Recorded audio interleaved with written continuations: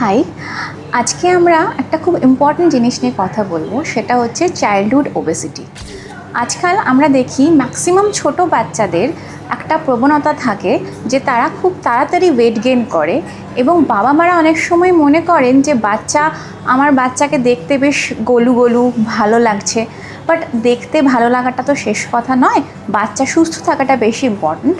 আজকাল বিভিন্ন কারণে বাচ্চাদের ওয়েট গেইন এই খুব তাড়াতাড়ি হয়ে যাওয়াটা ভালো জিনিস নয় কিন্তু। যেমন ধরুন, বাইরের খাবার, ফাস্ট ফুড, এক্সারসাইজ না করার প্রবণতা, বাইরে না খেলতে যাওয়া, বাড়িতে বসে স্ক্রিন টাইম বেশি দেওয়া, টিভি, মোবাইল এসবে ইনভলভ থাকার কারণে বাচ্চাদের এই চাইল্ডহুড ওবেসিটি হচ্ছে।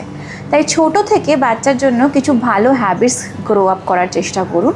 যেমন ধরুন, হেলদি খাবার, বাইরের খাবার যতটা সম্ভব কাট ডাউন করা, খাবারে অতিরিক্ত নুন, মিষ্টি এগুলো বা তেল এগুলো অ্যাড না করা, কিছু এক্সারসাইজ ম্যান্ডেটরি করে দেওয়া, বাচ্চার অন্তত এভরিডে 20 to 30 মিনিটসের একটা এক্সারসাইজ, যাতে ওর হার্ট রেট বাড়বে।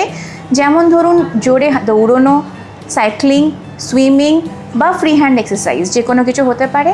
অ্যান্ড আমি সাজেস্ট করব যে বাড়ির ফ্যামিলির অন্তত সিবলিংস বা বাবা মা কেউ যদি ওর সাথে এই জিনিসটা করে, তাহলে তারা নিজেরাও সুস্থ থাকবেন আর বাচ্চারও করার ইন্টারেস্ট বেশি থাকবে, বাচ্চা ভালো থাকবে। এতে বাচ্চা মোটা হওয়াটা ইম্পর্টেন্ট নয়, বাচ্চা সুস্থ থাকাটা বেশি ইম্পর্টেন্ট।